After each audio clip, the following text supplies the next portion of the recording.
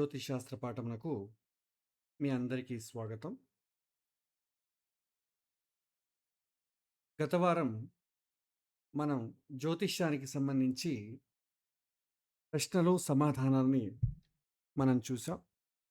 సమాజంలో ఇప్పటి కాలంలో ఉన్నటువంటి యువతీ యువకుల మధ్య వచ్చేటటువంటి ప్రశ్నలు ఏవైతే ఉన్నాయో సాధారణంగా అవి మనం చూసాం గత వారం పాఠంలో. ఇవాళ ఒక కొత్త విషయంతో మనం ముందుకెళ్దాం. ప్రేమలు, దానికి సంబంధించిన విషయాలకు సంబంధించి ఇవాల్టి పాఠాన్ని మనం జ్యోతిష్ శాస్త్ర పరంగా ఏ విధంగా చూడాలనే విషయాన్ని మనం ఎంచుకున్నాం. మనకి ఇప్పటి తరంలో మనకు సాధారణంగా తల్లిదండ్రులే వధూవరులను వెతికి వాళ్ళకు పెళ్లి చేయడం అనేది చాలా తక్కువ. చాలా వరకు అబ్బాయి, అమ్మాయిల యొక్క ఇష్టాయిష్టాలతో ముడిపడి ఉంటుంది వివాహం అనేది. కాబట్టి దీంట్లో పెద్దలకు ఆప్షన్ చాలా తక్కువగా ఉంటుంది. చాలా తక్కువ అంటే ఒక 5-10% తల్లిదండ్రులు మాత్రం వాళ్ళ పిల్లలకి ఏదో సంబంధాలు వెతికి, తర్వాత వాళ్ళకి నచ్చినటువంటి పరిస్థితుల్లో దాని గురించి ఫాలో అప్ చేసి పెళ్ళిళ్ళు చేయడం అనేది మనకు ఆనవాయితీగా ఉంది. కానీ ఇప్పటి కాలంలో మెజారిటీ అంతా కూడా స్కూల్ ఏజ్ నుంచి కావచ్చు, కాలేజ్ ఏజ్ నుంచి కావచ్చు, ప్రేమలో పడ్డం, దాన్ని సఫలం చేసుకోవడం, దానికి సంబంధించినటువంటి అనేక ప్రశ్నలకు సమాధానం తెలుసుకోవడం, వాళ్ళకున్నటువంటి భయాలు, వీటికి సంబంధించి చాలామంది జ్యోతిష్యులను అప్రోచ్ చేస్తూ ఉంటారు. ఎలాగైనా వాళ్ళ ప్రేమను పెద్దవాళ్ళు ఒప్పుకోవాలి, సక్సెస్ అవ్వాలి అనేటటువంటి దృష్టికోణంతో వాళ్ళకి జ్యోతిష్యం పైన ఎక్కువగా నమ్మకం లేకపోయినా కూడా ఒక రకమైనటువంటి భయం ద్వారా తెలుసుకుంటే కొద్దిగా మంచిది కదా అనేటటువంటి ఉద్దేశంలో చాలామంది అడుగుతూ ఉంటారు. కానీ ఈ ప్రేమలకు సంబంధించి ఇవాల్టి మనం జ్యోతిష్యంలో ఏ విధంగా చూడాలి? మనం కాలానికి తగినట్టుగా మనం జ్యోతిష్యాన్ని చూడడం, చెప్పడాన్ని కూడా మార్చాల్సొస్తుంది. మనం ఒకప్పుడు ఒక మనిషి ధనవంతుడవుతాడా లేదా అనడానికి గజకేసరి యోగం అని చూసేవాళ్ళం. గజం అంటే ఒకానొక కాలంలో, ప్రాచీన కాలంలో ఒక మనిషి ధనవంతుడు అవునా కాదా అని ఎలా తెలుసుకుంటారంటే అతని దగ్గర అశ్వ సంపద, గజ సంపద, పశువులు ఎంత ఉన్నాయి అన్నదాన్ని బట్టి అతను ఎంత ధనవంతుడు అనేది మెజర్ చేసేవాడు. ఇప్పుడు కాల పరిస్థితులు మారాయి. ధనవంతుడిని ఎలా మనం చూసుకుంటాం? ఎన్ని ఇళ్ళున్నాయి? ఎన్ని షాపింగ్ కాంప్లెక్సెస్ ఉన్నాయి? అతనికి అధికారం ఉందా లేదా? షేర్ మార్కెట్ ఉందా లేదా? సో, ఎంతమంది మార్బలం ఎంత ఉంది? ఏ ఫోన్ వాడుతున్నాడు? సో, దీన్ని బట్టి మనం అతను ధనవంతుడు అవునా కాదా అని మనం చూస్తాం. సో, పద్ధతులనేవి పాతవే అయినా కూడా జాతకంలో దాన్ని అన్వయించి సమాజంలో మనం చెప్పడం అనేది ఇప్పటి కాల పరిస్థితులకు అనుగుణంగా మనం చెప్పాల్సొస్తుంది.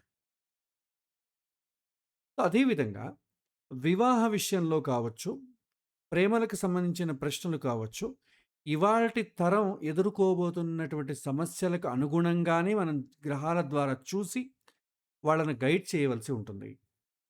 సో, ఈ విషయంలో మనం ముందుకు వెళ్దాం. మనకు ఆధునికంగా చూస్తే ప్రేమల్లో చాలామందికి భయం. సక్సెస్ అవుతుందో లేదో, ఒకవేళ సక్సెస్ అయ్యి పెళ్లి చేసుకున్న తర్వాత ఇద్దరు కలిసి ఉంటామా?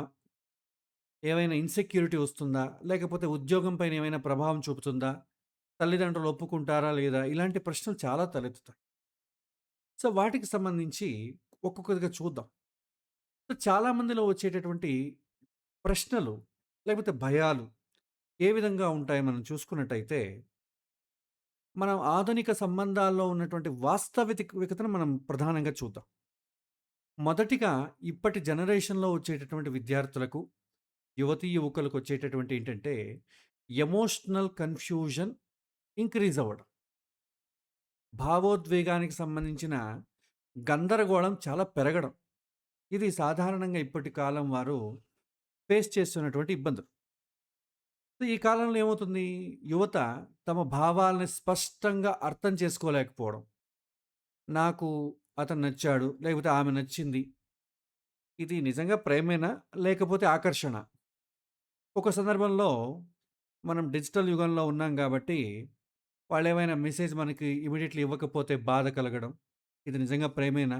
లేకపోతే ఎమోషనల్ డిపెండెన్సీ అవుతుందా? కొంతమంది ఏం జేస్తారు, అటెన్షన్‌ని ప్రేమ అనుకుంటారు. మన పట్ల వాళ్ళ అటెన్షన్ చూపించడాన్ని ప్రేమ అనుకుని భ్రమలో చాలామందుంటారు. చాలామందేంటండి, మెజారిటీ పీపుల్ అదే. ఎందుకంటే సినిమాల్లో కూడా మనకు చూపించేదేంటంటే, హీరో, హీరోయిన్‌కి సంబంధించిన అటెన్షన్ చూపించడం. దాన్ని ఎందుకంటే వాళ్ళకు 3 గంటల్లో చూపించాలి కాబట్టి అటెన్షన్ తప్ప ఇంకేం చేయలేరు.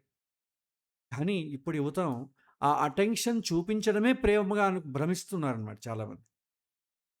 సో, ఎవరైనా ప్రతిరోజు మాట్లాడితే, కేరింగ్ చూపిస్తే వెంటనే మనస్సు అటాచ్ అయిపోతుంది.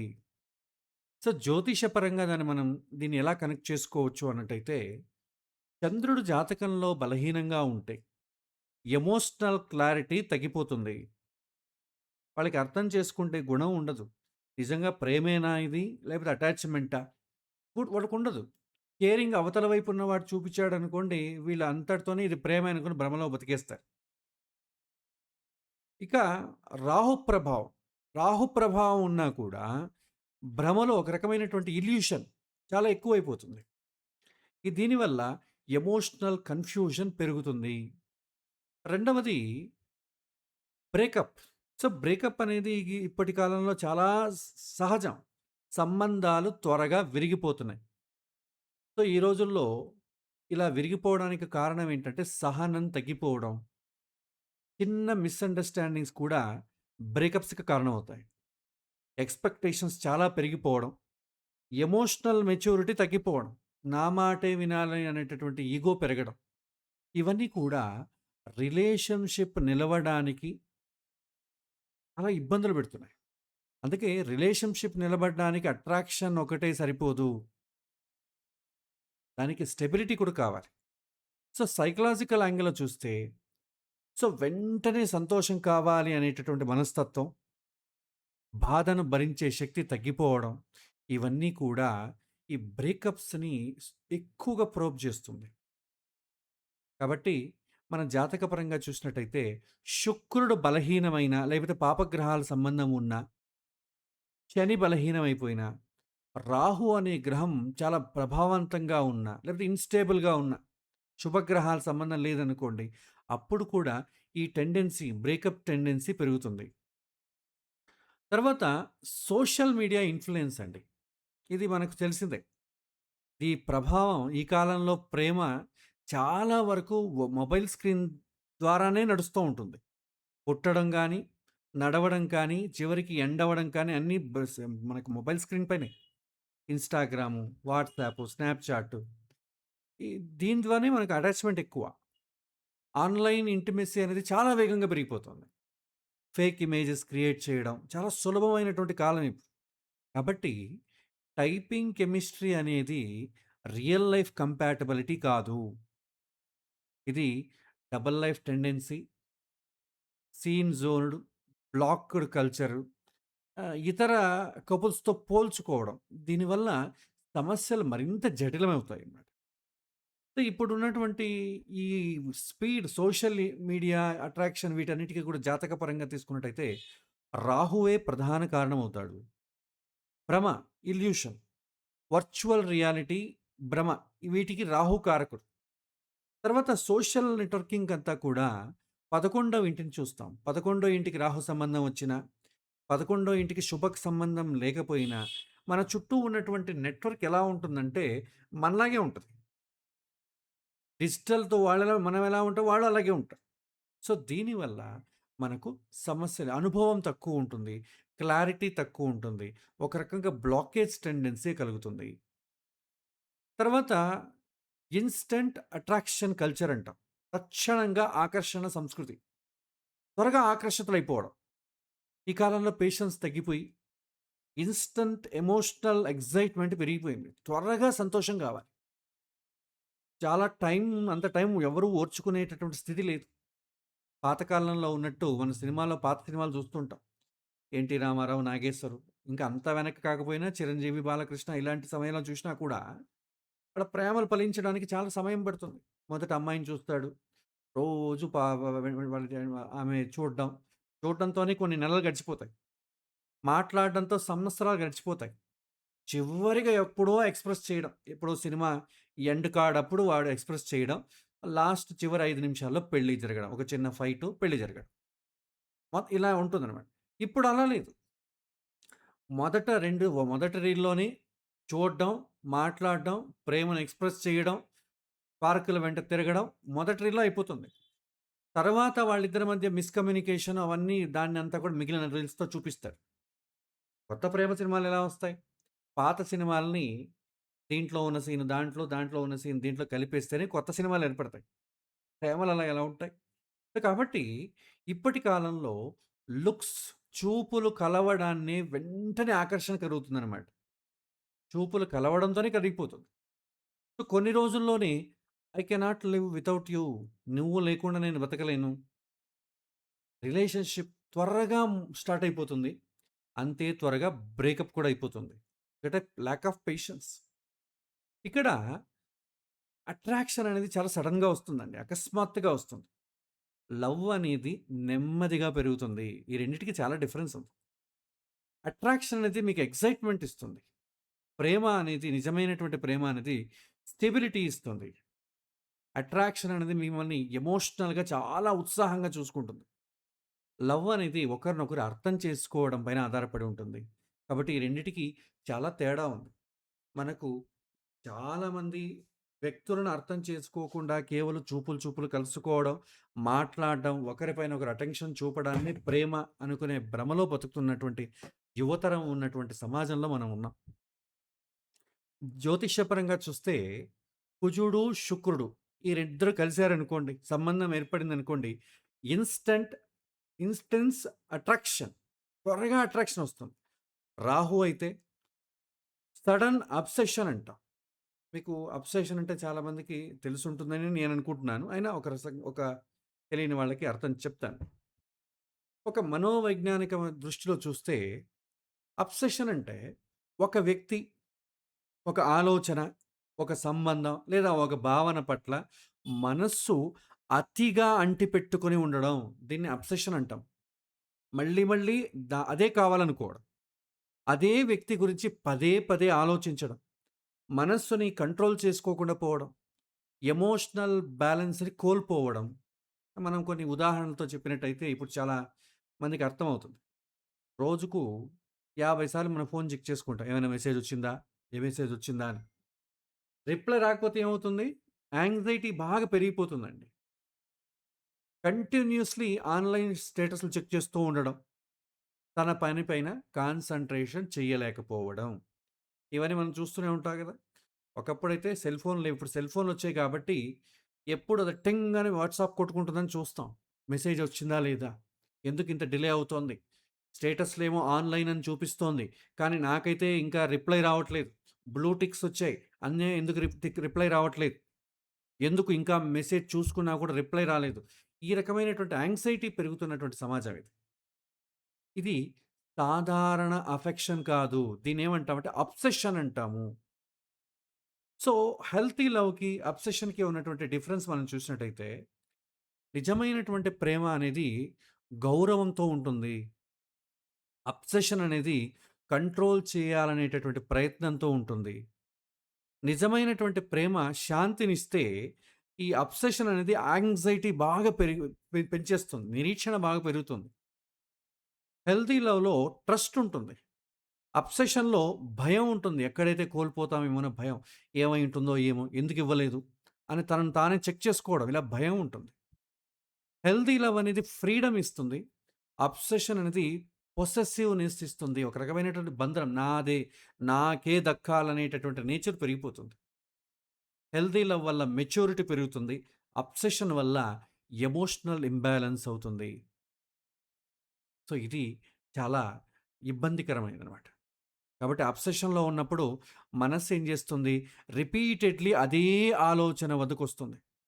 ఇమాజినేషన్ రియాలిటీ కంటే ఎక్కువైపోతుంది. ఎమోషనల్ డిపెండెన్సీ పెరిగిపోతుంది. సోషల్ మీడియా ప్రొఫైల్స్‌ని రిపీటెడ్‌గా చూడడం, వారు ఎవరితో మాట్లాడుతున్నారు అని కన్సిస్టెంట్‌గా ఆలోచించడం. ఇది అటాచ్‌మెంట్ ఇంటెన్సిటీ అంటాం. సో, అబ్సెషన్‌కు కూడా సాధారణంగా కాంబినేషన్స్ ఎలా ఉంటాయంటే, రాహువు, శుక్రుడండి. మనం వెనకటికి చాలా సమస్యలకు ఎక్స్‌ట్రా మ్యారిటల్ అఫైర్స్‌కి కానివ్వండి, మోసం జేసుకోవడానికి అన్నిటికి కారణం ఇదే. అబ్సెషన్‌కి ప్రధాన కారణం రాహువు, శుక్రుడు. ఈ ఇద్దరి కాంబినేషన్ వల్ల intense attraction, fantasy love, emotional addiction అనేది పెరుగుతుంది. తర్వాత రాహువు, చంద్రుడి వల్ల ఓవర్ థింకింగ్. ఎందుకు రిప్లై ఇవ్వలేదు? ఏమై ఉంటుంది? ఏం కారణం ఏంటి? మనమే ఆలోచిస్తాం. అటువైపు ఉన్నది కూడా మనమే ఆలోచిస్తాం. ఎమోషనల్ కన్‌ఫ్యూషన్, కంపల్సివ్ థింకింగ్ వచ్చేస్తుంది. తర్వాత కుజుడు, రాహు చేరారనుకోండి. దాన్నే మనం సర్పదోషం అంటాంగా. Impulsive desire or uncontrollable passion అంటాం. మన ఫిజికల్ సాటిస్ఫాక్షన్ నీడ్స్‌ని తీర్చుకోవడానికి చాలా ఆతృతతో ఉంటారు. చివరిగా చంద్రుడు బలహీనమైతే ఎమోషనల్ ఇన్‌సెక్యూరిటీ, డిపెండెన్సీ పెరిగిపోతుంది. కాబట్టి అబ్సెషన్‌లో వ్యక్తి నిజంగా మనం వ్యక్తిని చూడలేం. మనస్సు నిర్మించినటువంటి ఊహను మాత్రమే చూస్తాం. అతడు రియాలిటీగా ఎలా ఉంటాడో మనకు తెలీదు. అతని గురించి మనం ఏదో ఒక ఒక ప్రపంచాన్ని నిర్మించుకొని ఉంటాం గదా! అదే రియల్ అనుకుంటాం. సో, దీనివల్ల చాలామంది ఆహ్, మనుషుల్ని అర్థం చేసుకోకుండా పెళ్లి తర్వాత అది తెలియడం ద్వారా షాక్‌కు గురవుతూ ఉంటారు.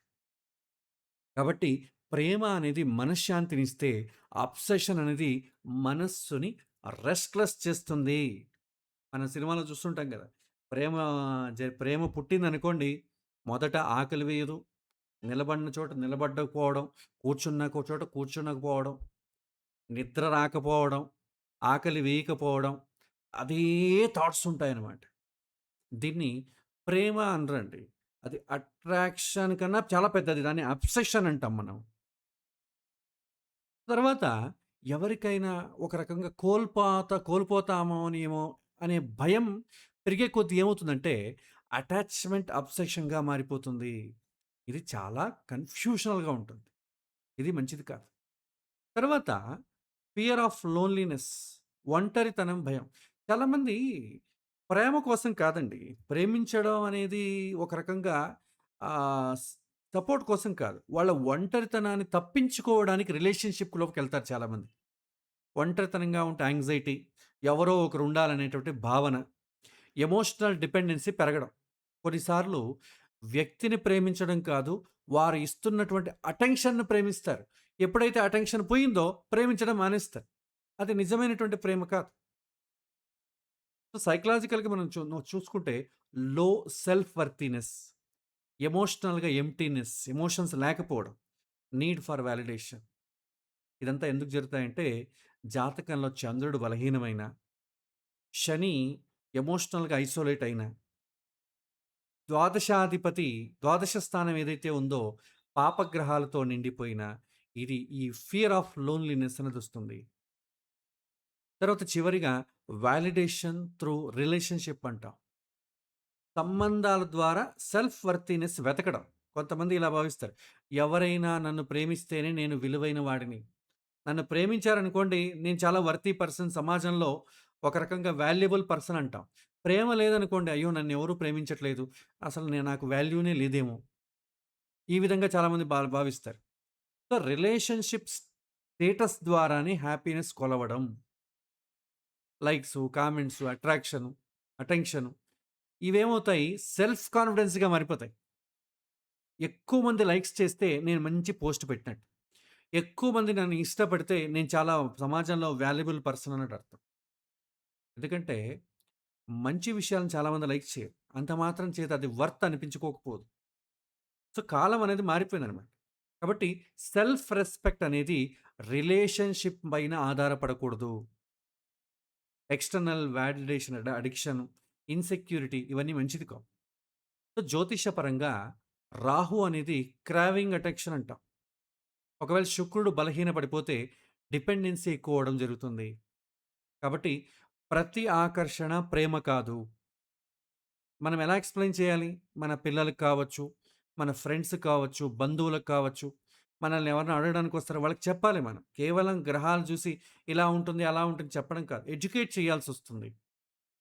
సో, ప్రతి ఎమోషనల్ ఎక్సైట్‌మెంట్ కూడా ప్రేమ అనిపించుకోదు. ప్రతి అటాచ్‌మెంట్ హెల్తీ కాకపోవచ్చు. కొన్నిసార్లు అట్రాక్షన్ అనేది జీవితంలో మనకు ఏదో శిక్షణ ఇస్తుందనమాట. కార్మిక్ లెసన్స్ అంటాం. నిజమైనటువంటి ప్రేమ మనస్సుకు శాంతినివ్వాలి. అశాంతిని ఎప్పుడు ఇవ్వదు.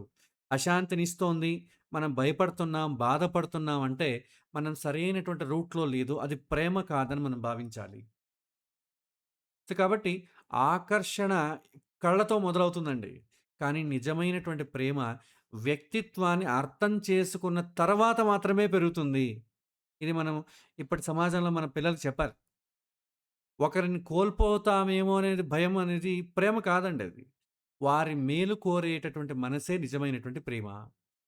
ఇది చాలా అవసరం. చాలామంది అసలు ప్రేమ అనే విషయంలోనే చాలా కన్‌ఫ్యూజన్ ఏర్పడుతూ ఉంటుంది. సో, ఇవాల్టి తరంలో ఉన్నవాళ్ళు అడిగే ప్రశ్నలు ఎలా ఉంటాయంటే, నేనెప్పుడు ప్రేమలో పడతాను? నాది నిజంగా ప్రేమేనా? లేకపోతే అట్రాక్షనా? నా రిలేషన్‌షిప్ ఒక లవర్ ఎందుకు ఫెయిల్ అయింది నా లవ్వు? నేనెందుకు ముందుకు సాగలేకపోతున్నాను? నాకు లవ్ మ్యారేజ్ అవుతుందా? మా ప్రేమలు పెళ్లి పీటలెక్కుతాయా? నేను త్వరగా ఎందుకో ఎమోషనల్‌గా అటాచ్ అయిపోతున్నాను. నాకే ఎందుకు ఇంత బాధగా ఉంటుంది? నాకెందుకు ఈ రిపీటెడ్‌లీ హార్ట్ బ్రేక్‌నెస్? ఎందుకు ప్రేమలో విఫలమైపోవడం? ఇలాంటి ప్రశ్నలు అడుగుతూ ఉంటారండి. దీనికి కారణం ఏంటంటే, ప్రేమను సరిగ్గా అర్థం చేసుకోకపోవడం. మనం ఇప్పటి కాలంలో ప్రేమ అనే వర్డ్ వాడడానికే లేదండి. దాన్ని చెప్పాలంటే శాస్త్రపరంగా కామము అంటాం. ప్రేమ అనేది చాలా తక్కువుంటుంది.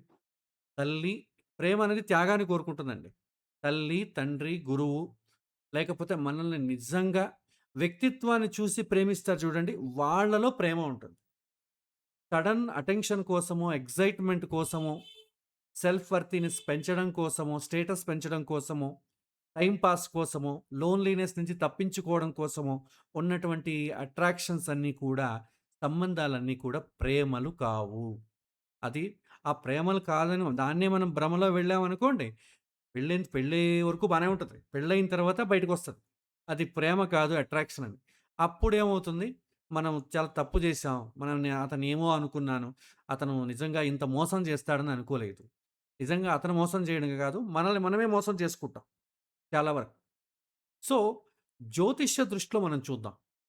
సో, మనం ఎవరినైనా చూసి వెంటనే మనసు ఆకర్షించడం ప్రేమేనా? లేక కేవలం ఆకర్షణ? ఇది మనం ఎక్స్‌ప్లెయిన్ చేయాలి.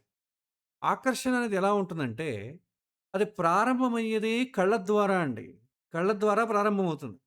రూపము, వాళ్ళు మాట్లాడే తీరు, స్టైలు, అటెన్షన్ వల్ల కలుగుతుంది. వెంటనే ఎమోషనల్ ఎక్సైట్‌మెంట్ కలుగుతుంది. వాళ్ళతో మాట్లాడగానే మనకు చాలా ఎక్సైట్ అయిపోతాం. సో, జ్యోతిష దృష్టిలో శుక్రుడు అందాన్ని, రసాస్వాదాన్ని సూచిస్తాడు. కుజుడు శారీరక ఆసక్తి, ప్యాషన్ వాళ్ళతో కలవాలి, వాళ్ళను షేక్ హ్యాండ్ ఇవ్వాలి, ఇంకా కొద్దిగా ముందుకెళ్ళారనుకో ముద్దు, ముచ్చట్లు స్టార్ట్ అవుతది. రాహు ప్రభావం అయితే తీవ్రమైనటువంటి మోహము, అబ్సెషన్ మనం ఇంతకు ముందు చెప్పుకున్నాం కదా! అది స్టార్ట్ అవుతుంది. చంద్రుడు బలహీనంగా ఉంటే ఎమోషనల్ కన్‌ఫ్యూషన్. నేను సరైనటువంటి దారిలోనే వెళ్తున్నానా? నిజంగా ఇది ప్రేమేనా? అనేది మనకే కన్‌ఫ్యూజన్ వచ్చేస్తుంది. సో, ఇక్కడ మొదట చూసుకుంటే అట్రాక్షన్ అనేది దాంట్లో ఎక్సైట్‌మెంట్ ఉంటుంది. లవ్ అనే దాంట్లో స్టెబిలిటీ ఉంటుందండి. ఆకర్షణలో మనస్సు చాలా వేగంగా పరిగెడుతుందండి. మెసేజెస్ వస్తే ఆనందం వస్తుంది. రిప్లై రాకపోతే యాంగ్జైటీ పెరుగుతుంది. ఎప్పుడు ఎక్సైట్‌మెంట్ కావాలని కోరుకుంటుంది.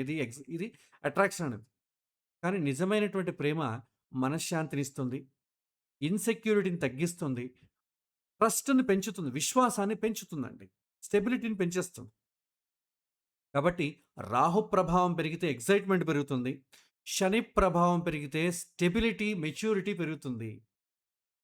చాలా పరీక్షలు ఒకరినొకరు ప్రేమ అనేది ఆటోమేటిక్‌గా ఒకరినొకరు అర్థం చేసుకునేటప్పుడు ఎట్లాగా పరీక్ష జరుగుతుంది. పరీక్షలో పాస్ అవ్వాలి. ఆ పరీక్షలు పెట్టేటప్పుడు మనకు నొప్పేస్తుందండి. ఎగ్జామినేషన్ టైమ్‌లో చదవాలంటే ఎంత చికాకేస్తుంది మనస్సుకి. కానీ ఒకసారి ఎగ్జామినేషన్‌లో పాస్ అయ్యాక లైఫ్‌లో స్థిరపడితే అప్పుడు చాలా ఆనందం ఇస్తుంది. ప్రేమ అనే పరీక్ష కూడా ఇలాగే ఉంటుంది. వ్యక్తిత్వాన్ని తెలుసుకునేంత వరకు పరీక్షలాగా ఉంటుందది. కాబట్టి మనస్సుకు అశాంతినిచ్చేది మోహం కావచ్చు.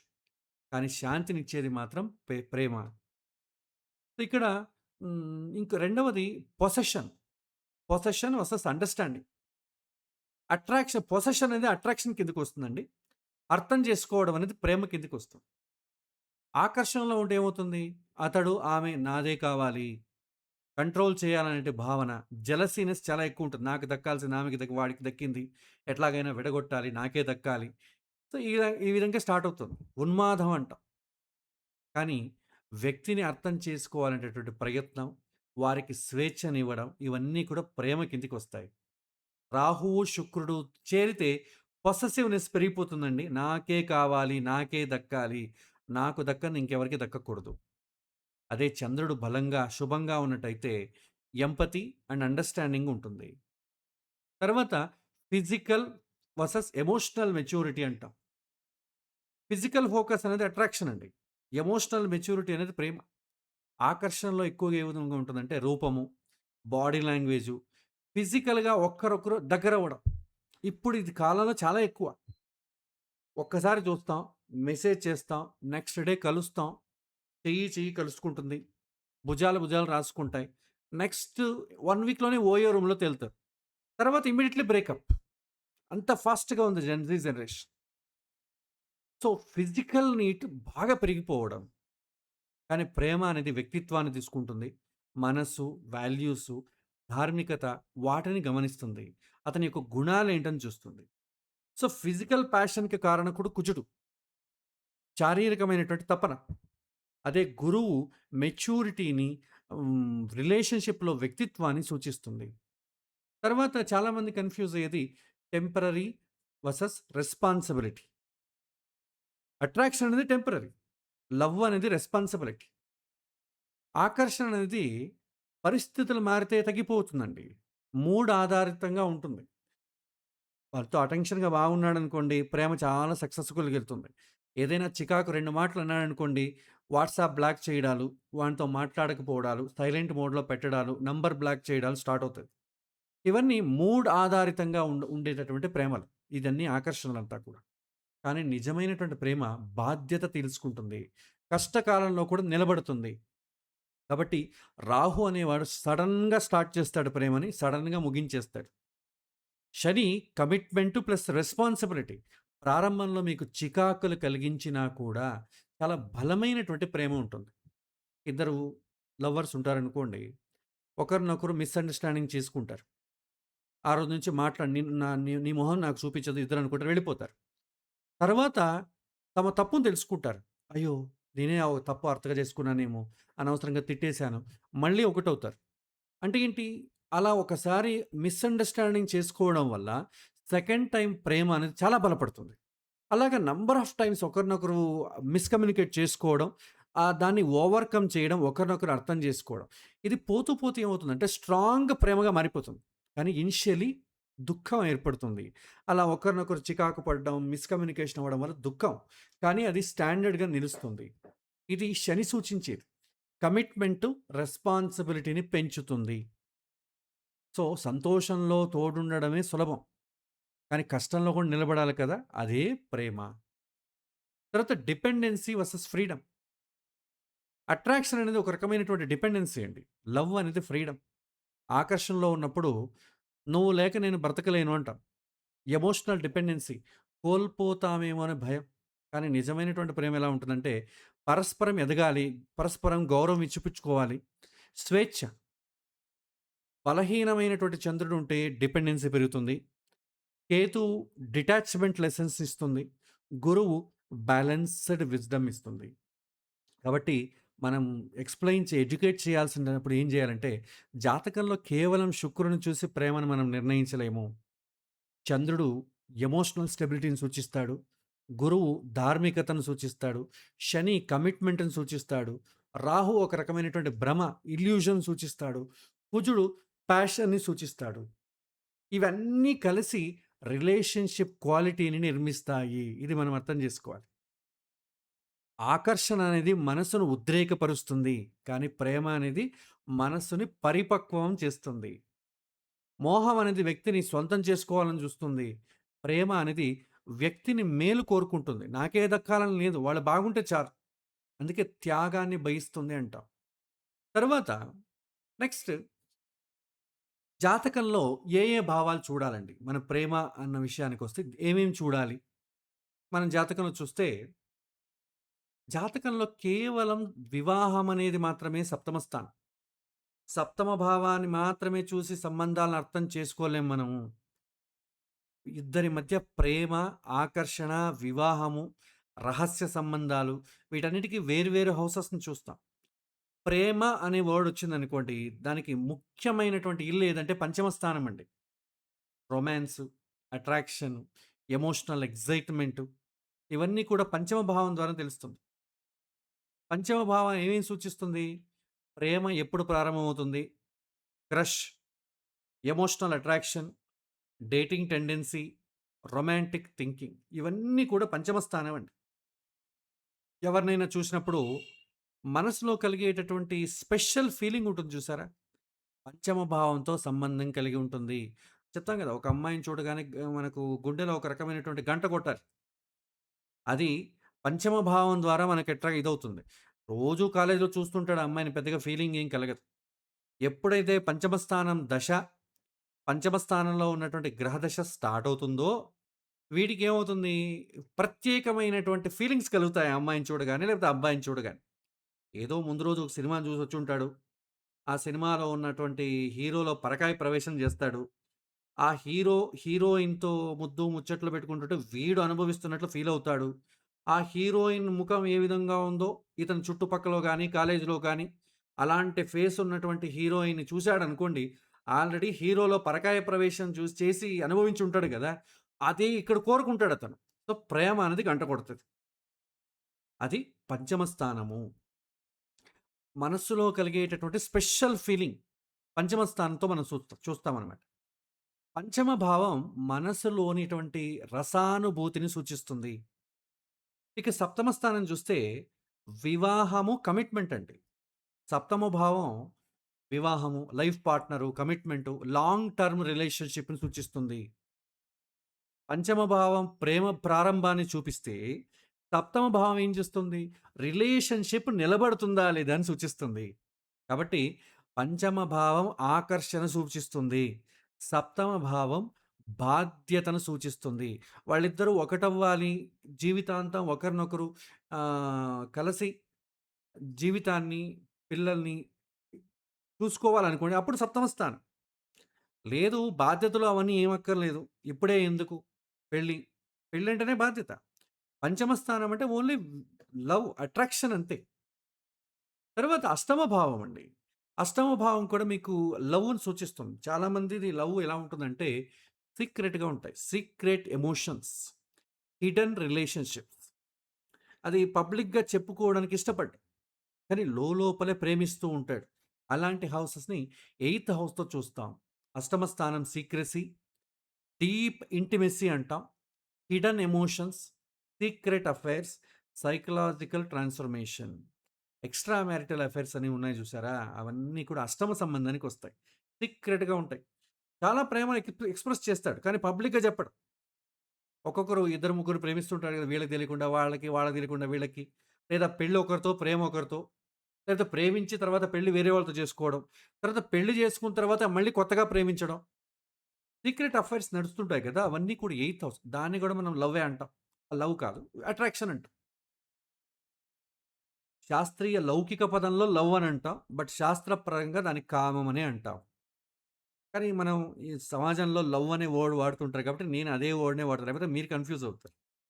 సో, కొంతమంది తమ ఫీలింగ్స్‌ని బయట పెట్టరండి. కొన్ని సంబంధాలు రహస్యంగానే కొనసాగుతాయి. ఇలాంటి సందర్భాల్లో అష్టమ భావం పాత్ర చాలా ముఖ్యమవుతుంది. అష్టమంలో రాహు లేదా ఈ యొక్క అష్టమానికి, పంచమ స్థానానికి సంబంధం రావడం. ఇలాంటివి జరిగిందనుకోండి, ప్రేమ ప్లస్ సీక్రెసీ 2 ఉంటాయి. తర్వాత ముందు ముందు దాని యొక్క ఎగ్జాంపుల్స్ చూద్దాం.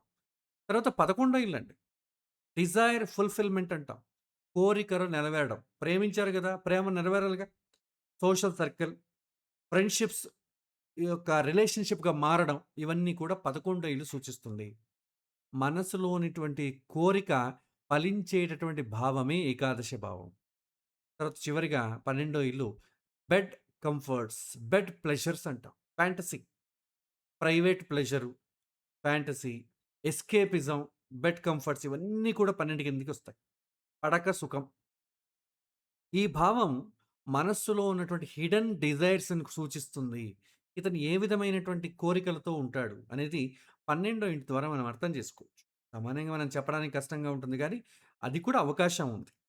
ఇది భావాలండి. ప్రేమకు ముఖ్యమైనటువంటి భావం ఐదో ఇల్లు. ఆ ప్రేమలు పెళ్ళిళ్ళు పెళ్లి పీటలెక్కుతాయా? ఏడవ ఇల్లు. ఏమైనా అఫైర్స్ ఉన్నాయా? ఎనిమిదవ ఇల్లు. వాళ్ళ ప్రేమలు ఫలిస్తాయా? ప్రేమలు లాభం చేకూరుస్తాయా? 11 ఇల్లు. సాంసారిక సుఖం, పడక సుఖం 12వ ఇల్లు సూచిస్తుంది. ఏ విధమైనటువంటి పడక సుఖం ఉంటుంది. వాళ్ళకి మనసులో ఉంటుంది గదా! నేను ఇలా అనుభవించాలి, అలా ఉండాలి, ప్రేమించిన ఇలా వెళ్ళాలి ఉంటుందిగా. అవన్నీ కూడా ఫ్యాంటసీ అన్నీ కూడా 12వ ఇంటి ద్వారా చూసుకోవచ్చు. తర్వాత ఇంతవరకు మనం భావాల గురించి చూసాం గదా! ఇంకా గ్రహాల గురించి చూద్దాం. ముఖ్యమైనటువంటి ప్రేమకు ముఖ్యమైనటువంటి గ్రహం ఏదంటే శుక్రుడండి.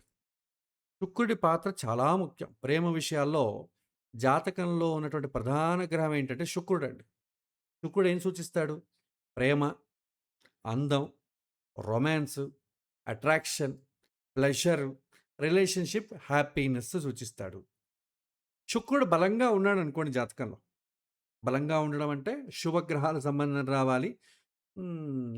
ఉచ్చ స్థానంలోనో, స్వక్షేత్రంలోనో, మిత్రక్షేత్రంలోనో ఉండాలి. ఎలా ఉంటుంది? ఒకవేళ శుక్రుడు చాలా ఇలా జాతకంలో బలంగా ఉంటే, వ్యక్తి చూడ్డానికి అట్రాక్టివ్‌గా చాలా చార్మింగ్‌గా ఉంటారు. ఇంకొకరిని మనసు ముగ్ధుడిని చేసేలాగా ఉంటారు. సినిమాలో హీరో, హీరోయిన్‌లు అందుకోసమే పెడతారుగా. శుక్రుడు చాలా బలంగా ఉంటుంది. తర్వాత రిలేషన్‌షిప్ హ్యాండిల్ చేయడం వీళ్ళకి చాలా బాగొచ్చు. ఒక అమ్మాయిని లేదా ఒక అబ్బాయిని ఏ విధంగా హ్యాండిల్ చేయాలి? మనం వాళ్ళని కోరుకున్నామనుకోండి, మన వంతు చేసుకోవాలంటే ఏ విధంగా చేయాలి? అవన్నీ శుక్రుడికి బాగా తెలుసు. శుక్రుడు బాగున్నట్టయితే మీకు డాన్సు, ఆర్ట్స్ ఇవన్నీ చాలా బాగొస్తాయి. సినిమాలకు కారకుడు కూడా శుక్రుడే. అందుకే ప్రేమలన్నీ కూడా సినిమాలో చాలా బావుంటాయి. రియల్ లైఫ్ కన్నా. తర్వాత రొమాంటిక్ నేచర్. వాళ్ళ మాటల్లో ఒక రకమైనటువంటి ప్రేమను ఎక్స్‌ప్రెస్ చేసే గుణం ఉంటుంది. చాలా బాగా మాట్లాడతారు. ఏ వర్డ్ ఎట్లా వాడాలి? ఏ వర్డ్ మాట్లాడితే వాళ్ళ అటెన్షన్ డైవర్ట్ అవుతుంది. వీళ్ళకి చాలా స్కిల్ చాలా ఎక్కువుంటుందండి. శుక్రుడు బలంగా ఉన్నట్టయితే. శుక్రుడు బలహీనమైతే లేదా పాపగ్రహాలతో సంబంధం వస్తే అన్‌హెల్తీ అట్రాక్షన్ అంటాం. రిలేషన్‌షిప్‌లో కన్‌ఫ్యూషన్. వాళ్ళ మాటల్లోనే అర్థం చేసుకోవడం కష్టం. చాలామంది పెళ్లి చూపులకెళ్తారు. ఇప్పుడు పెళ్లి చూపులంటే ఏంటి? ఒక 2, 3 సెషన్‌లో అబ్బాయి, అమ్మాయితో మాట్లాడాలి. అతడు ఆ అమ్మాయితో మాట్లాడడం వాడికి చేత కాదు. దేన్ని ఎలా ఎక్స్‌ప్రెస్ చేయాలో తెలీదు. అప్పుడు ఆమె ఏమవుతుంది? ఇన్‌సెక్యూరిటీ ఫీల్ అవుతుంది. కాబట్టి శుక్రుడు బాగున్నట్టయితే లవ్ ఎక్స్‌ప్రెస్ చాలా చక్కగా చేస్తారు. అసలు నిజంగా లవ్ లేకపోయినా కూడా ఇది లవ్వేనేమో అనిపిస్తుంది. అదే శుక్రుడు బలహీనపడితే నిజంగా చాలా మంచివాడు. లవ్ ఎక్స్‌ప్రెస్ చాలా బాగా చూసుకున్నా కూడా అతనికి లవ్ ఎక్స్‌ప్రెస్ చేయడానికి రాదు. ఆమెకి ఫస్ట్ మూమెంట్‌లోనే భయమేస్తుంది. సో, వీడిలో ఏం లవ్ అలాంటి యాంగిల్స్ కనిపించట్లేదని ఇలాంటివన్నీ చేసుకోకూడదని రిజెక్ట్ చేసి పడేస్తాం. కాబట్టి శుక్రుడు చాలా బలమైన కారకుడు. ఎక్సెసివ్ ఎమోషనల్ ఒకవేళ శుక్రుడేమైనా బలహీనపడితే ఎమోషనల్ డిస్సాటిస్ఫాక్షన్ ప్రేమను పొందడంలో బలహీనపడిపోతాడు. వెనకబడిపోతాడు. తర్వాత శుక్రుడు రాహువుతో చేరాడనుకోండి. ఇంటెన్స్ అట్రాక్షన్, అబ్సెషన్, భ్రమ దీన్నేమంటాం? మోసపూరితమైనటువంటి ప్రేమ. ప్రేమ నిజంగా ఉండదు. కానీ ప్రేమ నటనలో ఉంటుంది. అన్‌కన్వెన్షనల్ రిలేషన్‌షిప్స్ అంటాం. సరైనటువంటి రిలేషన్‌షిప్ కాదు. ఏదో దాన్నేమంటాం? అనైతిక సంబంధము అంటాం గదా! అలాంటివుంటాయి. ఆన్‌లైన్ లవ్వు, ఫ్యాంటసీ అటాచ్‌మెంట్సు కేవలం కోరికలు తీర్చుకోవడం కోసమే ప్రేమలో పడతారు. ఎప్పుడు శుక్రుడు రాహువుతో చేరితే వాళ్ళకి చాలా ఫ్యాంటసీస్ ఉంటాయి కాబట్టి చాలా జాగ్రత్తగా ఉండాలి. తర్వాత రాహు, శుక్రుడు శుక్రుడిలో రసాన్ని పెంచేస్తాడు. కానీ క్లారిటీని తగ్గించేస్తాడు. ప్రేమేమో భయంకరంగా పెరిగిపోతుంది. కానీ క్లారిటీ తగ్గిపోతుంది. జాతకంలో శుక్రుడు కుజుడితో ఉన్నాడనుకోండి. కుజుడు అంటే ఫిజికల్ సాటిస్ఫాక్షన్. శుక్రుడు అంటే ఎమోషనల్ లవ్ అంట. Strong passion, physical attraction, impulse love అంట. ఏంటంటే ప్రేమలో పడ్డారనుకోండి ఇమ్మీడియేట్‌లీ శారీరకంగా ఒకటైపోవాలనేటటువంటి ఆతృత చాలా ఎక్కువుంటుంది వీళ్ళలో. తర్వాత శుక్రుడు, శని కలిసి ఉన్నారనుకోండి. లవ్‌లో చాలా డిలే అవుతుందండి. ప్రేమలో ఎక్స్‌ప్రెస్ చేయడం గూడా చాలా డిలే. చాలా టైం తీసుకోవడం. Painful attachment. త్వరగా ఒక నిర్ణయానికి రాకుండా ఉండడం. రిలేషన్‌షిప్‌లో భయం. ఒక రకంగా శిక్షణ. ఇది మంచి కాంబినేషన్ అండి. శని, శుక్రుడు వివాహంలో చాలా బాగుంటుంది గానీ, ప్రేమలో పెద్దగా ఆస్వాదించడానికి ఏముండదు. ప్రేమను అతను పాపం ఫీల్ కూడా అవ్వలేడు. కానీ పెళ్లి తర్వాత చాలా హ్యాపీగా ఉంటారు. జీవితం అనేది ఒక శిక్షణ అనేది ఇస్తుందండి. చాలామంది ఫిలాసఫర్స్ అయ్యేది శుక్రుడు, శని కాంబినేషన్ వల్ల. సో, ప్రేమలో ఫెయిల్ అయ్యాడనుకోండి, అతడు భగ్న ప్రేమికుడు అవుతాడు. పెద్ద కవి అయిపోతాడతను. అలాంటివన్నీ కూడా శుక్రుడు, శని కాంబినేషన్‌లో జరుగుతాయి. శుక్రుడి తర్వాత ఇంకొక గ్రహం ఏంటంటే చంద్రుడండి. చంద్రుడి పాత్ర కూడా చాలా ఇంపార్టెంట్. ఎందుకంటే చూపులు కలిసేది చంద్రుడి వల్లనే. చంద్రుడు ఎమోషనల్ అటాచ్‌మెంట్ పెంచుతాడు. మొదట ఫ్రెండ్‌షిప్ నుంచి స్టార్ట్ అవుతుంది. తర్వాత లవ్ అవుతుంది. ఆ ఫ్రెండ్‌షిప్ నుంచి స్టార్ట్ అయ్యేది ఫస్ట్ చంద్రుడి నుంచే స్టార్ట్ అవుతుంది. ప్రేమలో మనస్సు స్థిరత్వాన్ని తెలుసుకోవాలంటే చంద్రుడిని చూడాలి. చంద్రుడు సూచించేవేది emotional bonding, mental attachment, mood change అవ్వడం, ఎమోషనల్ ఇన్‌సెక్యూరిటీ ఇవన్నీ కూడా చంద్రుడిని సూచిస్తుంది. చంద్రుడు చాలా ముఖ్యం. చంద్రుడు లేదనుకోండి మీకు ఒకరినొకరు చూసుకోవడం, చూసి ప్రేమలో పడడం అలాంటివేమి ఉండవు. అసలు ప్రేమ స్టార్ట్ అయ్యేదే ఒక రకంగా మాట్లాడడము, అపోజిట్‌గా దీంట్లోనే మనం మంత్రముగ్ధులైపోతాం. కాబట్టి చంద్రుడు చాలా ఇంపార్టెంట్ గ్రహం. చంద్రుడు రాహుతో చేరాడనుకోండి, అది కూడా సేమ్ కన్‌ఫ్యూషన్. మనకది ప్రేమ, అట్రాక్షనా తెలీదు. Over thinking. ప్రతి చిన్నదానికి ఎక్కువ థింక్ చేయడం. చెప్పాం గదా! మనం మెసేజ్ పంపించాం. రిప్లై రాలేదు త్వరగా. మనం చూస్తూ ఉన్నాం. ఇంకా ఎప్పుడు రిప్లై వస్తుందని. అక్కడ ఆన్‌లైన్ అనో, టైపింగ్ అనేమో వస్తోంది.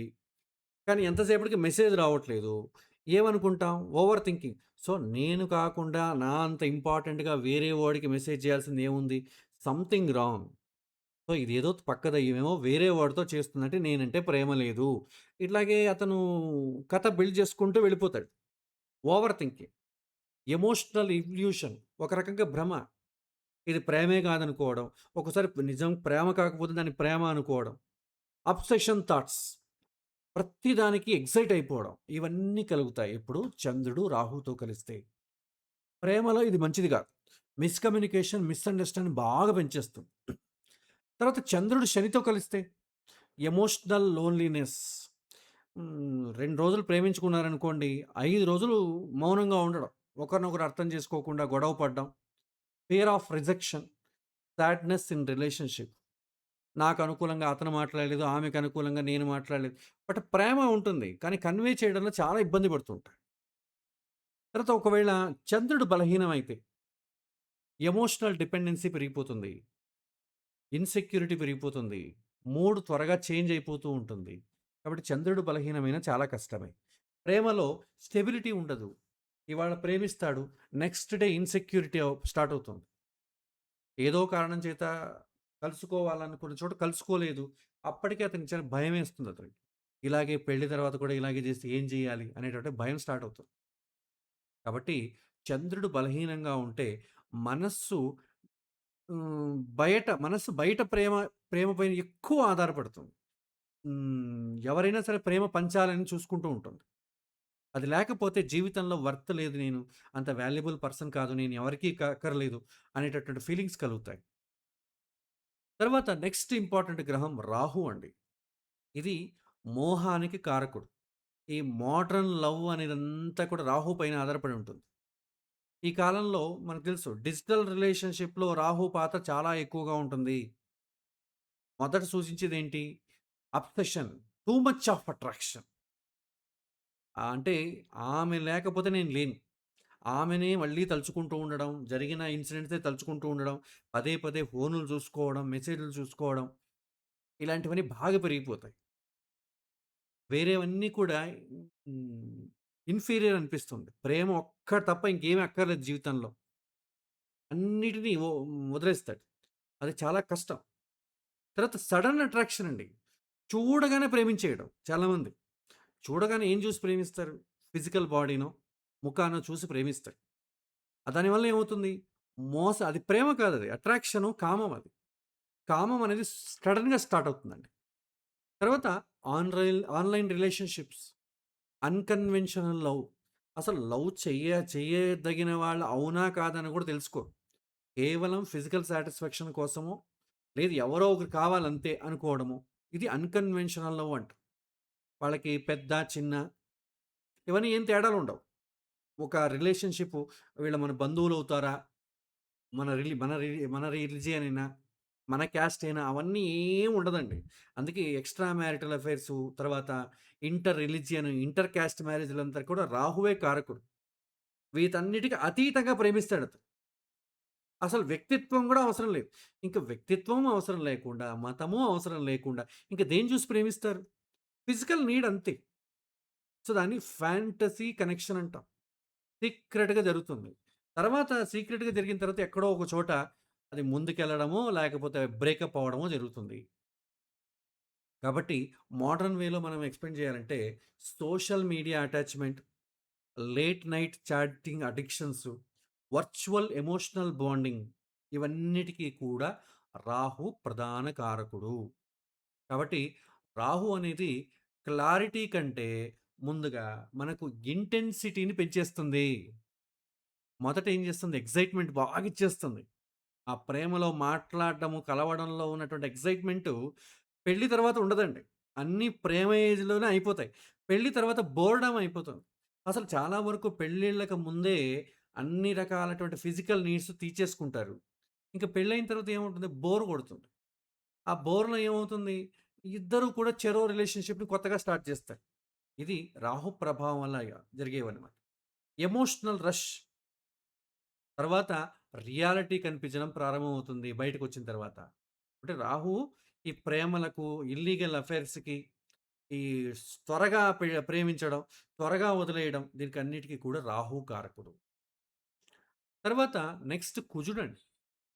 కుజుడు ఒక రకంగా ఫిజికల్ ఫ్యాషన్ అంటాం. Passion, Dzire, physical attraction, aggression ఇవన్నీ కూడా ప్రేమలో ఒక రకమైన కటువుదనం, కోపం ఇవన్నీ కూడా కుజుడు వల్ల కలుగుతుంది. కుజుడు ప్రభావం ఎక్కువైందనుకోండి, రిలేషన్‌షిప్ త్వరగా ప్రారంభమవుతుంది. ఇంపేషెన్స్ ఎక్కువ. తట్టుకోలేకపోవడం. ఇప్పుడే ప్రేమించుకున్నాం గదా! ఒక 2, 3 రోజులు చూద్దాం. వ్యక్తిత్వాన్ని స్టడీ చేద్దాం. అవన్నీ ఏం ఉండవు. ఈరోజు ప్రేమించుకున్నామా, రేపు పార్కులో కలుద్దాం. మాట్లాడుకుందాం. ఎల్లుండి సినిమా థియేటర్‌లోకి వెళ్దాం. మాట్లాడుకుందాం. నెక్స్ట్ ఓయే రూమ్‌కెళ్దాం. ఇలా ఉంటది. ఇంపేషెన్స్ చాలా ఎక్కువుంటది. అంటే ఇప్పటి కాలంలో ఓయో రూమ్‌లున్నాయి గానీ, జెన్‌జీ జనరేషన్‌కి వెనకటికి లేవు. అలాంటి అవకాశాలే లేవు. ఇప్పుడు అవకాశం ఉంది గదా! కాబట్టి పెరిగిపోతుంది. యాంగర్ ఇష్యూస్ చాలా ఎక్కువుంటుంది. త్వరగా కోప్పడడం, త్వరగా బ్రేకప్ అవ్వడం, త్వరగా కలవడం అన్నీ త్వరగా జరుగుతుంది. కుజుడు జాతకంలో శుక్రుడితో కలిసి ఉన్నాడనుకోండి, స్ట్రాంగ్ కెమిస్ట్రీ. కెమిస్ట్రీ అనే వర్డ్ మనకు తెలీదు. మనం ఏదో పాతకాలంలో స్కూల్‌లో చెప్పే ఒక సబ్జెక్ట్ అనుకుంటాం.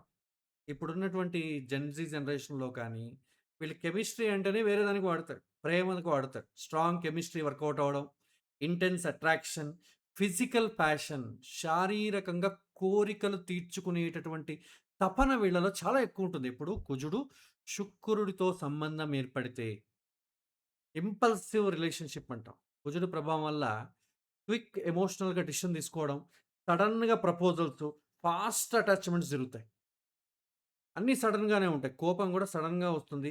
త్వరగా బ్రేకప్ అయిపోవడం. ఇవన్నీ కొంతమంది ఏం చేస్తారంటే రివెంజ్‌లు తీర్చుకోవడం గూడా ఈ కుజుడి ప్రభావం వల్లనే. రాహు ప్రభావం వల్ల ఏమవుతుంది? ఈమె కాకపోతే ఇంకొకటి ఆమె అంటాం. కుజుడు అలా కాదు. నన్నే మోసం చేస్తుందా? నేను చేస్తాను. మన ఫోటోస్ అన్నీ ఉన్నాయి గదా! అన్నీ నేను ఆన్‌లైన్‌లో పెడతాను అంటాడతను. ఈ రకమైనటువంటి ఫిజికల్‌గా ప్యాషన్ వీళ్ళలో ఉంటుంది. అంతే కటువుగా మాట్లాడడం, కోప్పడడం గూడా ఉంటుంది. వీళ్ళు ప్రేమను వాళ్ళ కావాల్సింది పొందడం కోసం ఎంత దూరమైనా వెళ్తారు. చివరిగా శని.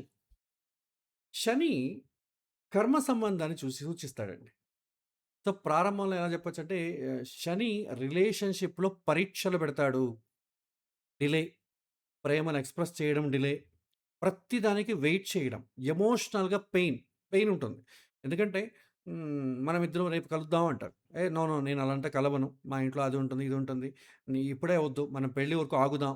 దీనివల్ల ఏమవుతుంది? అప్పటికి పెయినేస్తుంది. కానీ జీవితం చాలా స్టెబిలిటీ ఉంటుంది. వెయిటింగ్ చాలా ఎక్కువుంటుంది. ఎమోషనల్ పెయిన్ ఉంటుంది. మెచ్యూరిటీ చాలా ఎక్కువొస్తుందండి. ఎందుకంటే మనం త్వరగా డెసిషన్ తీసుకోవడం వల్ల మెచ్యూరిటీ తగ్గిపోతుంది. ఆలోచించడం. ఒక ప్రేమను ఎక్స్‌ప్రెస్ చేసిన తర్వాత కూడా వాని గురించి స్టడీ చేసి, వానికి యెస్ చెప్పాలంటే చాలా స్టడీ చేస్తారు వాళ్ళు. నా సెక్యూరిటీగా ఉంటుందా? లేదా? నేను చెప్పడం వల్ల ఏమైనా ఇబ్బంది కలుగుతుందా? ఇవన్నీ కూడా ఎప్పుడొస్తాయి? మెచ్యూరిటీని పెంచి పెంచి ఉన్నప్పుడే. సో, శని ప్రభావం ఉన్నప్పుడు మెచ్యూరిటీ చాలా ఎక్కువుంటుంది. పంచమ స్థానానికి శని ప్రభావం ఉన్నట్టయితే మెచ్యూరిటీ ఉంటుంది వాళ్ళకి.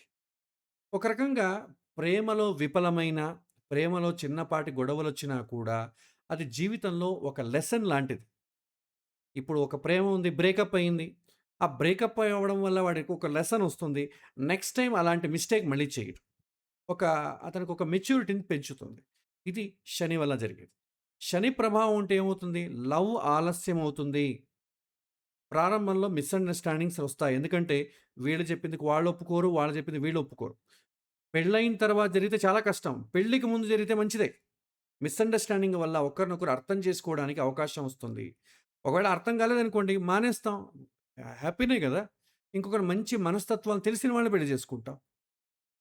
సో, సెపరేషన్ పీరియడ్స్ చాలా ఎక్కువుంటుందండి. 2 రోజులు లవ్ చేసుకున్నారనుకోండి, 5 రోజులు మౌనంగా ఉండడం. ఇలా చాలా ప్రేమలో గొడవలు ఆస్వాదించడం తక్కువ. ఎందుకంటే ఆస్వాదించేది పెళ్లయిన తర్వాత ఆస్వాదించాలి. ఫస్ట్ అర్థం చేసుకోనే విషయంలో చాలా మీకు నెగెటివ్‌గా ఒకరినొకరు తిట్టుకున్న, బ్రేక్ అయినా గూడా ఇబ్బంది లేదండి. పెళ్లయిన తర్వాత బ్రేక్ అయితే కష్టం. పెళ్ళికి ముందు బ్రేక్ అయితే ఇబ్బందేముండదు. సో, శని వ్యక్తిని ఎమోషనల్లీ మెచ్యూర్ చేస్తాడు. కొన్ని సంబంధాల్లో సులభంగా మరవలేమండి మనం. జీవితంలో పాఠాలు నేర్పుతాయి. అంతర్గతంగా చాలా మార్పులు తీసుకొస్తాయి. ఆ అమ్మాయి వల్ల నేనంతా మారిపోయానురా! నీ చాలా బ్యాడ్ హ్యాబిట్స్ ఉన్నాయి. అన్నీ మారిపోయాను. ఇలాగ చాలామందికి మెచ్యూరిటీ వస్తుంది. ఇవన్నిటికి కూడా శని పాత్ర చాలా ఎక్కువుంటుంది. కాబట్టి ఆహ్, ఈ గ్రహాలు ఒక్కొక్క గ్రహం ఒక్కొక్క రోల్ ప్లే చేస్తుంది. అన్నీ ప్రేమకే. ప్రేమకు సంబంధించిన హౌసు ఐదవ ఇల్లు. ఐదవ ఇంటిని చూస్తూ కారకుడు, ప్రేమకు కారకుడెవరు? ప్రేమకు ముఖ్యంగా కారకుడు శుక్రుడు. రెండవ కారకుడు చంద్రుడు. ప్రేమలో మోసం ఉందా? లేదా? అని తెలుసుకోవాలంటే లేకపోతే టూ మచ్ ఇది అట్రాక్షనా? ప్రేమ తెలియాలంటే రాహువు పాత్ర ఉంటుంది. ఇది శారీరకంగా కోరుకోవడమా? సెక్యూరిటీగా ఉంటుందా? ప్యాషనా? కుజుడు. లేదా చాలా బ్రేక్ డౌన్స్ రావడం, ఒకరినొకరు అర్థం చేసుకోవడంలో లోపాలు జరగడం శని. ఇలా కారకుడిని మనం మారుస్తామండి. సో, పంచమ స్థానము, పంచమ కారకుడు, పంచమాధిపతి. పంచమ స్థానం ప్రేమకు సంబంధించిన విషయాలు స్మూత్‌గా వెళ్తాయని సూచిస్తుంది. పంచమ కారకుడు ఒకరినొకరు అర్థం చేసుకోవడం ఎలా ఉంటుంది? అది అట్రాక్షనా? లేకపోతే ప్రేమ, అబ్సెషనా? లేకపోతే ఫిజికల్ ఫ్యాషనా? లేకపోతే ఒక రకమైనటువంటి మెచ్యూరిటీ పెంచుకోవడమా? అనేది కారకుడు సూచిస్తాడు. అధిపతి అనేవాడు మనము ప్రేమించబడాలన్నా, ప్రేమించాలన్నా మొదట అవకాశం రావాలి కదా! నేనేమో ప్రేమించడానికి రెడీగా ఉన్నాను. అమ్మాయో, అబ్బాయో దొరకాలి కదా! ఆ సమయం వరకు వెయిట్ చేయాలి కదా! సినిమాలేమో చూసేస్తాం ఐదో తరగతి నుంచే. కానీ మన గుండెలో గంట కొట్టే అంత అటువంటి అమ్మాయో, అబ్బాయో దొరకదు. ఒకవేళ ఎవరైనా దొరికారనుకోండి, ఎక్స్‌ప్రెస్ చేశారనుకోండి, వీడికిష్టం ఉండదు. వీడికిష్టమయ్యేది ఎవరు దొరకరు. అలాంటప్పుడు వెయిట్ చేస్తూ ఉంటాడు. సో, దానికి పంచమాధిపతి బలంగా ఉండాలి. సో, ఈ విధంగా ప్రేమకు సంబంధించిన స్థానము, కారకుడు, అధిపతి. ఏ స్థానాలు చూడాలి? ముఖ్యంగా ఐదవ ఇల్లు. పెళ్లయితే ఏడవ ఇల్లు. అది మనం ఆల్రెడీ చూసాం. ఎక్స్‌ట్రా మ్యారిటల్ అఫైర్స్ ఇంకా మనం వెళ్ళలేదు కాబట్టి అది ఎనిమిదో ఇంట్లో చూస్తాం. ఎవరైనా స్పెసిఫిక్‌గా అడిగితే, నా ప్రేమ విఫలమవుతుందా? సక్సెస్ అవుతుందా? వీటన్నిటికి కూడా పంచమ స్థానాన్ని సూచిస్తాం. పంచమ స్థానానికి పాపగ్రహాల సంబంధం ఎక్కువొస్తే శుక్రుడు, రాహువు, శని, రాహువు, కుజుడు ఇలాంటి సంబంధం వస్తే ఆ ప్రేమలు విఫలమవుతాయి. అది పెళ్ళికి ముందా? పెళ్లి తర్వాత? అనేది నెక్స్ట్ క్వెషన్. వాళ్ళ మెచ్యూరిటీ పైన ఆధారపడి ఉంటాయి. చాలా ప్రేమలు పెళ్ళికి ముందే బ్రేక్ అవుతాయండి. అది సేఫ్ సైడ్. చాలామంది పెళ్లి తర్వాత బ్రేక్ అవుతాయి. తర్వాత డైవోర్స్ తీసుకోవాల్సొస్తుంది. అది నడుస్తున్నటువంటి దశను బట్టి ఉంటుంది. ప్రేమ ఎప్పుడు స్టార్ట్ అవుతుంది? ఐదవ ఇంటికి సంబంధించిన దశ ఆపరేట్ అయినప్పుడు, అదే ఐదవ ఇంట్లో ఉన్నటువంటి గ్రహం దశ ఆపరేట్ అయినప్పుడు, లేదా ఐదవ ఇంటికి రాహు సంబంధం వచ్చినప్పుడు ప్రేమలు స్టార్ట్ అవుతాయి. అది ఎక్కడ ముగుస్తాయి? ఎలా ముగుస్తాయనేది మనం స్టడీ చేయాలి. ఎవరైనా ప్రాక్టికల్‌గా అడిగినప్పుడు ఇది ప్రేమ, అవునా? కాదా? అని అడిగినప్పుడు చెప్పొచ్చు. యూజువల్లీ ప్రేమలో 90% ఎప్పుడూ కూడా అట్రాక్షన్ కోరుకుంటాయి. ఇన్‌స్టంట్ హ్యాపీనెస్ అందరూ కోరుకుంటారు కాబట్టి, జ్యోతిష్యుడి దగ్గరికొచ్చి, "మా ప్రేమ ఇది నిజమైనదేనా? మమ్మల్ని ముందుకెళ్ళమంటారా? వద్దా? చాయిస్ ఏమైనా ఎవ్వరూ అడగరు. ఎందుకంటే ఇవాళ ప్రేమ అనే దానికన్నా దాన్ని కామం అంటాం. సో, కామం అనే దానికి డైరెక్ట్ రాహు ఇన్‌ఫ్లూయెన్స్ ఉంటుంది గాబట్టి, రాహు ఇన్‌ఫ్లూయెన్స్ ఉన్నవాళ్ళు జ్యోతిష్యులను నమ్మరు. జ్యోతిష్యుడి దగ్గరికి వెళ్లరు. ఒకవేళ వెళ్ళినా కూడా వాళ్ళ కోరికలను బలపరిచే వాళ్ళు ఎవరైతే ఉంటారో వాళ్ళ మాటలు వింటారు. మీ ప్రేమ చాలా సక్సెస్ అవుతుందండి. చేసే బాధ్యత నాది. పెద్ద హోమం జేస్తాను. మీ ప్రేమలు అన్నీ ఇబ్బందులన్నీ తొలగిపోతాయి. మీకు పెళ్లయిపోతుందంటాడు. అలాంటి వాళ్ళు నమ్ముతారు. కానీ సెక్యూర్డ్ అవునా? కాదా? మీరిలా అలాంటివన్నీ ఎవరు చెప్పారనుకోండి, ఇవన్నీ ఎందుకు సోది. ఇప్పుడు ఆల్రెడీ మేము హ్యాపీగానే ఉన్నాంగా ప్రేమలో. మళ్ళీ దుఃఖం ఎందుకు అని అంటారు. కాబట్టి ఇది చాలా ఆలోచించదగిన విషయం. ఇది మీకు చెప్పడానికి ఎవరికైనా ఎడ్యుకేట్ చేయడానికి ఉపయోగపడుతుందో లేదో తెలీదు గానీ, మీ నెక్స్ట్ జనరేషన్‌కి పిల్లలకి ఏమైనా చెప్పాలన్నా, మీ వంతు మీరు అర్థం చేసుకొని గైడెన్స్ ఇవ్వడానికి చాలా ఉపయోగపడుతుంది. ఇది ఇవాల్టి పాఠమండి. తర్వాత దీనికి కంటిన్యూయేషన్ ఉంది. తర్వాత లవ్ మ్యారేజ్‌లు ఎలా స్టార్ట్ అవుతాయి? అట్రాక్షన్ వరకు ఎలా వెళ్తుంది? ఎక్స్‌ట్రా మ్యారిటల్ అఫైర్స్ ఎలా ఎళ్తాయి? ఇంకా నేను ఓన్లీ గ్రహాలు, భావాలు మాత్రం చెప్పాను. వాటికి సంబంధించిన కొన్ని కొన్ని విషయాలను కూడా ఇంకా మనకి టైం తక్కువుంది గాబట్టి, ఇంకా చాలా ఒక 45 మినిట్స్ పడుతుంది అవన్నీ చెప్పడానికి. బహుశా మనం నెక్స్ట్ క్లాస్‌లో సెకండ్ పార్ట్‌ని మనం చెప్పుకుందాం. అక్కడితో ప్రేమకి సంబంధించిన వివాహాలు, ప్రేమ అంటే ఏంటి? దానికి సంబంధించిన ప్రశ్నలన్నీ కూడా కవర్ అవుతాయి. ఇవాల్టి జనరేషన్‌కి ముఖ్యంగా కావాల్సింది ఇదే. సో, చాలా ముఖ్యమైనటువంటి విషయం. సో, ఇది ఇవాల్టి పాఠం అండి. ఇవాల్టి పాఠంలో మీకేమైనా ప్రశ్నలున్నట్టయితే మీరు ఒక 10 నిమిషాల పాటు అడగొచ్చు.